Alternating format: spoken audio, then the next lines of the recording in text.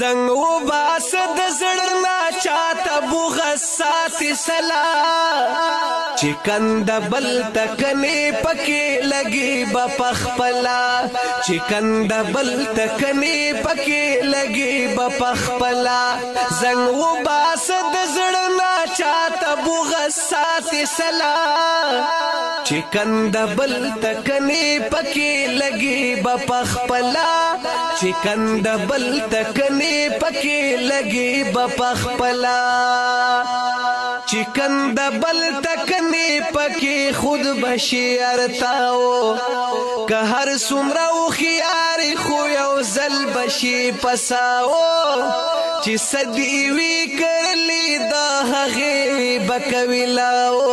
چې صدی وی کړلی دا هغې بکویلاو چې واکرې غنم ری بلې جوار نشي اسکلا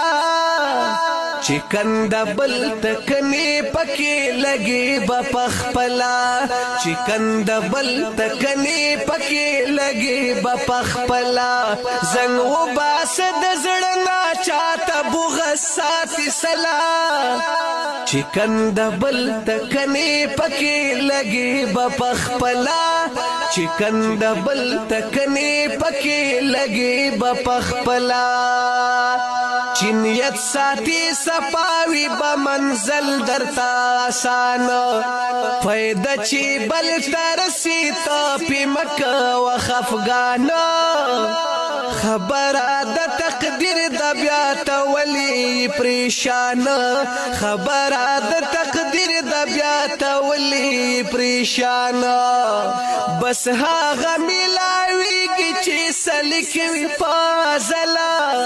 چې کنده بل تکني پکې لګي با پخپلا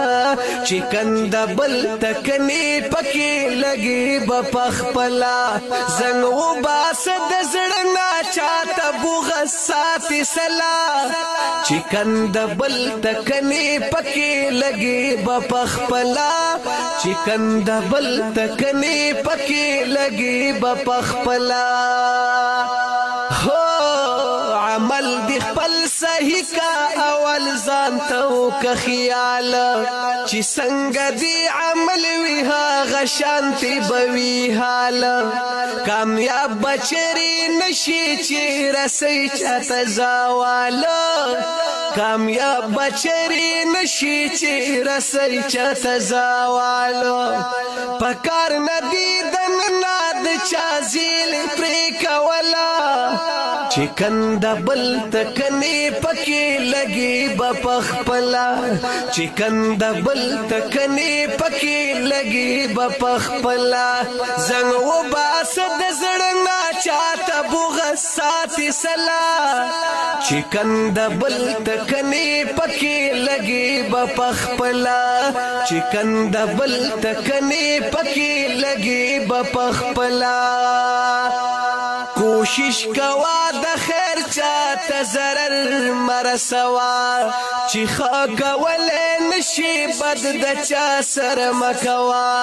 په کور کلي چمګاون کې انتشار مه جوړوه په کور کلي چمګاون کې انتشار مه جوړوه اخر قبر لا بزین مدرنوا د بدۍ تلا چې کنده بل تکني پکې لګي با پخپلا چې کنده بل تکني پکې لګي با پخپلا زنګ وباس د زړه چاته بغض ساتي سلا چې کنده بل تکني پکې لګي با پخپلا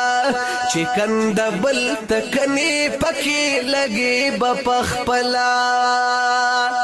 وی بخنا بشاغ وک پورا ونیسا بیان تا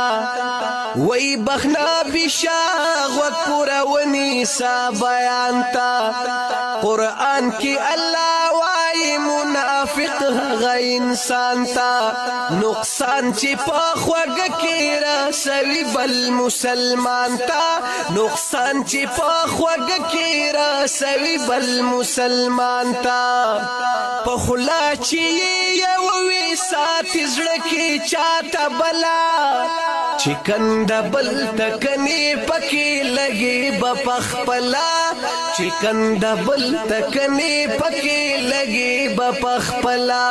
زنگ و باسد زڑنا چاہتا بغسات سلا